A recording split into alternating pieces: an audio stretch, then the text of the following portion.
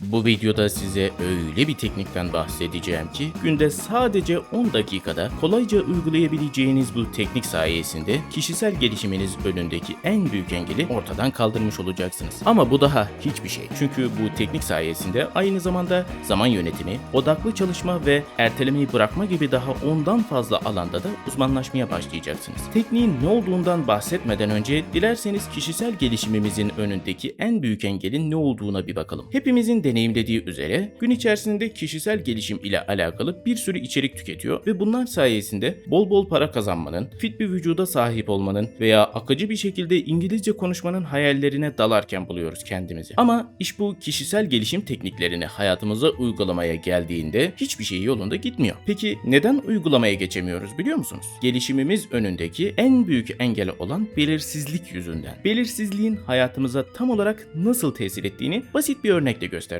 istiyorum. Diyelim ki kendinize her sabah 10 adet İngilizce kelime ezberleme hedefi koydunuz. İlk birkaç gün gayet güzel bir şekilde kelimelerinizi ezberlediniz. Ama bu birkaç günün ardından kelime ezberleriniz yavaş yavaş akşam saatlerine, hatta iyice yorgun düşüp yatmak istediğiniz saatlere yaklaştı ki o saat aralığında da kafa dağıtacak birkaç video seyretmek varken kelime ezberlemek hiç de cazip gelmedi ve kelime ezberi serüveniniz sona ermiş oldu. Ki bu bahsettiğim senaryo bir hayli iyimser. Çünkü dürüst olalım, çoğunlukla daha ilk gün bile hedefimizi yerine getiremiyor ve vaktimizi boşa harcayacak şeylere dalmışken buluyoruz kendimizi. Peki bu hedefte belirsizlik bize nasıl engel oldu biliyor musunuz? Tam olarak şöyle. Gün içerisinde her saatin, her dakikanın, hatta her saniyenin kendine has bir amacı vardır. Mesela saat 9-5 arasının iş ya da okula ait olması, saat 12 ila 1 arasının öğlen arasına ait olması gibi. Neredeyse hepimiz bu saatlere biçilen görevi istesek de istemesek de kabul eder ve yerine getiririz. Asla yok ben işe saat 9 yerine saat 10'da gitmek istiyorum diyemeyiz. Bunun gibi hayatımızı idame ettirmek için mutlaka uymamız gereken saatlerin dışında bir de tamamıyla gidişatı kendi ellerimizde olan bazı saatler vardır ki işte bu saatlerde kimse bize ne yapacağımızı söyleyemez. Ve belirsizlik tam da bu saatler esnasında ortaya çıkar. Çünkü bu saatler aralığında ne yapacağımız kesin olarak belli değildir. O saatlerde İngilizce kelimeler de ezberleyebilirsiniz. Dikey formattaki videoları kaydıra kaydıra saatlerinizi çöp de edebilirsiniz. Eğer tamamıyla kendi elimizde olan bu zamanı keskin hatlarla, belirgin görevlerle dolduracak olursak o lanet olası belirsizlik hızla ortadan kalkacaktır ki işte tam da burada devreye videonun başında bahsetmiş olduğum o muhteşem teknik giriyor. Rutin arası sandviçi. Bu tekniği şu şekilde kullanıyoruz. Öncelikle elimize bir kağıt bir de kalem alıyoruz. Ardından gün içerisinde mutlaka yerine getirdiğimiz rutinleri yukarıdan aşağıya aralarına birer satır boşluk bırakacak şekilde not ediyoruz. Eğer hangi rutini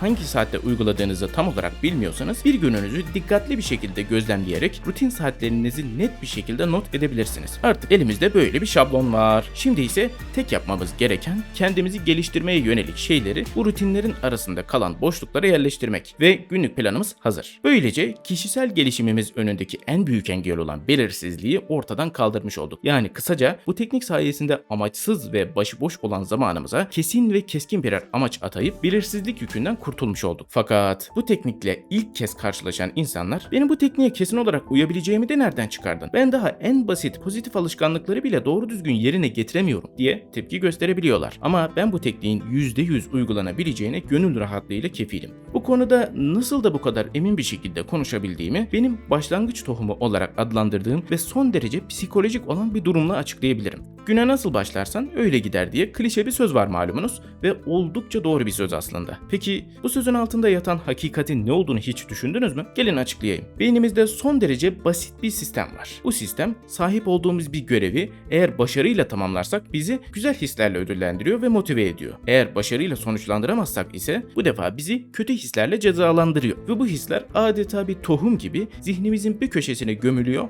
ve hızla büyümeye başlıyor. Tohum büyürken biz de farklı bir göreve doğru yöneliyoruz. Eğer ki zihnimize kötü tohumu ektiysek elimizdeki yeni görevle uğraşırken kötü tohum bak daha önce de başarısız oldun, beceriksizsin, bu işi de berbat edeceksin gibi sözlerle bizi rahatsız ederek kötü senaryoya inanmamıza sebep oluyor. İşte bu nedenle yeni görevimizde de başarısız olma ihtimalimiz fazlasıyla artmış oluyor. Ama eğer ki ilk görevi başarıyla yerine getirip iyi tohumu ektiysek bu defa elimizdeki yeni görevle meşgul olmaya başladığımızda iyi tohumumuz bir önceki görevi de başardın, bunu da yaparsın, gayet güzel ilerliyorsun diye diyerek bizi motive etmeye başlar. İşte bu defa ise elimizdeki yeni görevi başarılı bir şekilde yerine getirme ihtimalimiz artmış olur. Şimdi gelelim bu başlangıç tohumu meselesinin rutin arası sandviçi tekniğimizle ne alakasının olduğuna. Her ne kadar farkında olmasak da rutinlerimiz de birer görevdir ve gün içerisinde biz farkında olmadan bu görevleri mutlaka başarıyla sonuçlandırırız. İşte bu başarıyla sonuçlanan görevin peşine hemen başka bir görev eklediğimizde beynimiz bu görevi de başaracağımıza bizi ikna ederek başarılı olmamızı sağlıyor. En basit haliyle mesele bundan ibaret. Fakat sıkı durun. Henüz bu tekniğin faydalarından yeteri kadar bahsetmedim. Bu tekniği uyguladığımızda artık zamanımızı güzel bir şekilde yönetebiliyor. Eskiden günlerimizi ne kadar da boş geçirdiğimizi fark edip günlerimizi daha dolu geçirmeye teşvik oluyoruz. Bana göre en büyük faydası ise kafamızı yastığa koyduğumuzda içimizin rahat olmasını sağlamasıdır. Başka? Dinlenme ya da eğlenme saatlerimizi belirginleştirdiği için eğlenme saatlerimizin sonunda dinlencelerimizin tadı damağımızda kalmamış oluyor. Buraya kadar her şey çok güzel. Ama bu tekniği uygularken düşülmemesi gereken 4 büyük hata var ki bu hatalara dikkat edilmezse rutin arası sandviçi serüvenimiz daha başlamadan sona erecektir. Bu hatalardan en büyüğü rutinlerin arasındaki boşluklara sığmayacak ya da aşırı yorucu eylemlerin yerleştirilmesidir. Mesela eğer kahvaltınız ile okula ya da işe gidiş saatleriniz arasında 1 saat varsa bu boşluğa tutup da 100 sayfa kitap okuma koymamalıyız. Ya Allah aşkına bu hataya da kim düşer ki demeyin. Çünkü insan ilk etapta gaza gelip bu hataya düşebiliyor. İkinci en büyük hata rutinler arasındaki boşlukların komple gelişim ile alakalı şeylerle doldurulup eğlenmeye ya da dinlenmeye hiç boşluk bırakılmamasıdır. Bu hatayı yapan kişiler kısa sürede yorulup bu teknikten sıkılabiliyor ve tekniği uygulamayı bırakabiliyor. Hatalardan biri var ki bu bana göre en komik olanı. Tekniği uygulamamak. O ne saçma bir hataymış ya diyenler olacaktır. İnanın görmüş ve bizzat deneyimlemiş olmasam bu hatanın varlığı bana da mantıksız gelirdi. Ama bu gibi kolay uygulanabilir teknikler pek ciddiye alınmayıp ya zaten kolay bir teknik bir ara yaparım denilerek terk edildiğinde rutin arası sandviçi serüveni daha başlamadan sona erecektir. O yüzden videoyu bitirir bitirmez hemen bir kağıt ve kalem alıp rutinlerinizi not etmeye başlarsanız süper olur. Sonuncu ve belki de en sinsi olduğunu düşündüğüm bir hata daha var ki bu hata genellikle rutin arası sandviçini ortalama 2-3 hafta uyguladıktan sonra ortaya çıkıyor.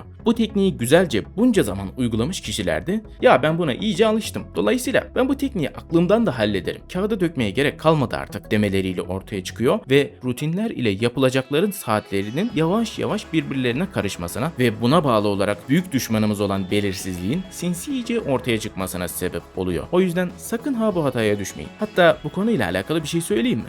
Hani tekniğin uygulanma süresiyle alakalı 10 dakikada halledilebilir demiştik ya. Aslında bu teknik hiç de öyle 10 dakika falan sürmüyor. Rutinlerimizi güzelce düşünerek not etme sürecimizden dolayı sadece ilk etapta 10 dakikamızı alıyor. Ama ilk şablonu oluşturduktan sonra rutinleri tekrar not etmeye gerek kalmadığı için artık bırakın 10 dakikayı en fazla 5 dakikada rahatlıkla listenizi hazırlayabiliyorsunuz. O yüzden üşenmeye hiç gerek yok. Hatalardan da bahsettik ama bazı kişiler bu tekniğin yakıtı olan gün içi rutinlerine yeteri kadar sahip olamayabiliyor ki ben de ilerleyen zamanlarda rutinlerimizi nasıl oluşturmamız gerektiği ve başarılı insanların hepsinde ortak bulunan rutinleri konu alan bir video paylaşacağım. Eğer o videoyu kaçırmak istemiyorsanız taptaze olan kanalıma abone olabilir ve eğer bu video işinize yaradıysa like butonu ile temas ederek beni mutlu edebilirsiniz. Son olarak rutinlerini not edenler de diğer izleyicilere ilham olması açısından oluşturdukları günlük planlarını yorumlar kısmında bizlerle paylaşırsa çok memnun olurum. Kendinize iyi bakın.